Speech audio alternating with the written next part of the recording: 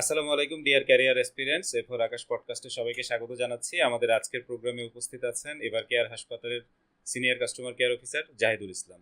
জাহিদ ভাই কেমন আছেন? আলহামদুলিল্লাহ অনেক ভালো আছি। আপনি কেমন আছেন? আলহামদুলিল্লাহ ভালো আছি। বর্তমানে তো চাকরি খোঁজার জন্য অনেক প্ল্যাটফর্ম আছে, সোশ্যাল মিডিয়া, বিভিন্ন জব পোর্টাল, লিঙ্কডইন।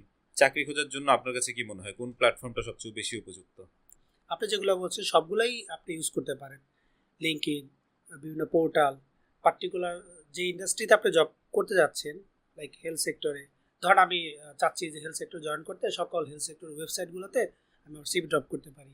বিভিন্ন বিভিন্ন যে জব পোর্টালগুলো আছে বা আদার্স, ওগুলোতে আমি করতে পারি। লিঙ্কডইনে আমি আমার প্রোফাইলটা আপডেট রাখতে পারি। সব ওয়েতেই আপনি জবটা পেতে পারেন। ফ্রেশারদের কি এই হেলথ কেয়ারে কাস্টমার সার্ভিস ডিপার্টমেন্টে কাজ করার সুযোগ আছে? সুন্দর একটা প্রশ্ন করেছেন। যারা ফ্রেশার বা যারা নতুন জয়েন করতে চায়, প্রথমেই নিজেকে সেলফ অ্যাসেসমেন্ট করা উচিত। তো আপনি কোন বিষয়টার প্রতি আপনার আগ্রহ আছে, আপনি কোন জিনিসটার মধ্যে আপনি ইন্টারেস্ট ফিল করতেছেন বা কোন জিনিসটা আপনার ভালো লাগে, ওই রিলেটেড যদি আপনি ক্যারিয়ারটা দাঁড় করাতে পারেন, সেখানে আপনি অনেক ভালো করতে পারবেন।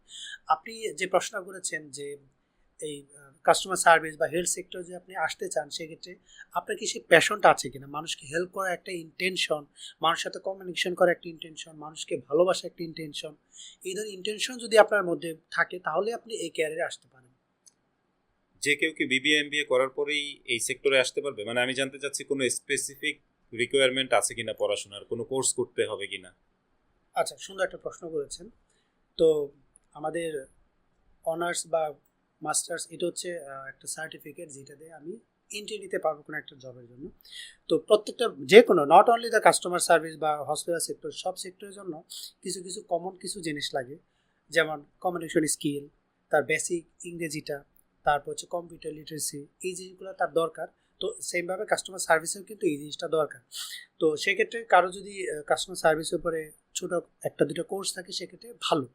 কম্পিউটারের কথা বললেন, কম্পিউটারের কোন স্কিলগুলো থাকতে হবে? এখন বর্তমানে সব maximum organisation, not only health sector, সব ম্যাক্সিমাম অর্গানাইজেশনগুলো ওয়েব বেস। তো আপনার যদি কম্পিউটার বেসিক জিনিসটা যদি জানা থাকে, সেখানে আপনার জন্য একটু বেশি মানে টাফ হবে। বেসিক বলতে কি Microsoft basic word excel PowerPoint এগুলি জানলেই হবে?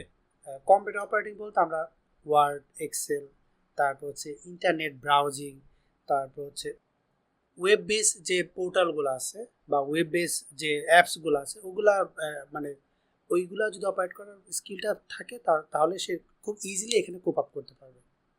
কেউ একজন বিলিং ক্যারিয়ারে অথবা মার্কেটিং ক্যারিয়ারে কাজ করছে অন্য কোনো সেক্টরে, এখন হেলথ কেয়ারে কাজ করতে চায় কাস্টমার সার্ভিস ডিপার্টমেন্টে, 4-5 বছর হয়তো অন্য সেক্টরে কাজ করে ফেলেছে, সে কি আসতে পারবে এই সেক্টরে?